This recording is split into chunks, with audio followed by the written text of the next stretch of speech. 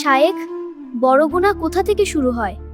হাত থেকে না, পা থেকে না, বেশিরভাগ গুনাহ শুরু হয় চোখ, কান আর জিহ্বা থেকে। বড় গুনাহ হঠাৎ হয় না, ছোট দরজা দিয়েই ঢোকে।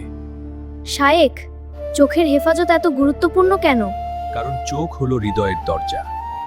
তুমি যা দেখো তা তোমার মনে জায়গা করে নেয়। আল্লাহ কোরআনে বলেছেন, মুমিন পুরুষদের বলুন তারা যেন তাদের দৃষ্টি সংযত রাখে। দৃষ্টি নিয়ন্ত্রণ না করলে হৃদয় অশান্ত হয়। গুনাহ প্রথমে চোখে ঢোকে, তারপর মনে জায়গা করে নেয়। শায়েখ, কানের হেফাজত কিভাবে করব? সব শোনা জরুরি না। গীবত, অপবাদ, অশ্লীল কথা এসব শোনা থেকেও গুনাহ হয়। আল্লাহ বলেছেন, নিশ্চয়ই কান, চোখ ও হৃদয় এদের প্রত্যেকটি সম্পর্কে জিজ্ঞাসা করা হবে। অর্থাৎ তুমি কি শুনলে তারও হিসাব দিতে হবে। শায়েখ, জিহ্বা কেন এত ভয়ঙ্কর? কারণ ছোট একটা কথা বড় ক্ষতি করে ফেলতে পারে। রাসূল সাল্লাল্লাহু আলাইহি ওয়াসাল্লাম বলেছেন, মানুষ তার জিহ্বার কারণে জাহান্নামে নিক্ষিপ্ত হবে। মিথ্যা, গীবত, অপমান, কটু কথা এসবই জিহ্বার গুনাহ।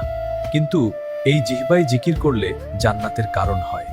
শায়েখ, আমরা কিভাবে এই তিনটা অঙ্গকে নিয়ন্ত্রণ করব? তিনটা সহজ নিয়ম মনে রাখো। দেখার আগে ভাবো আল্লাহ দেখছেন।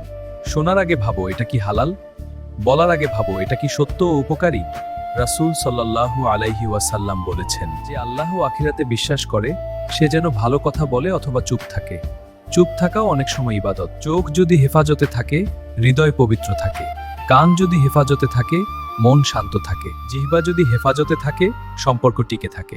ছোট অঙ্গ কিন্তু বড় ফলাফল।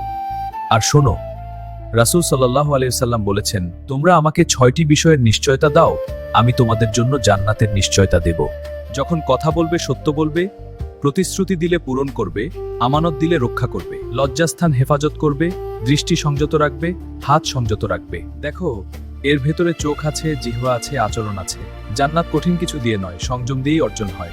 এসো বন্ধুরা, আমরা আমাদের চোখকে হারাম থেকে বাঁচাই, কানকে গীবত থেকে বাঁচাই, জিহ্বাকে মিথ্যা থেকে বাঁচাই।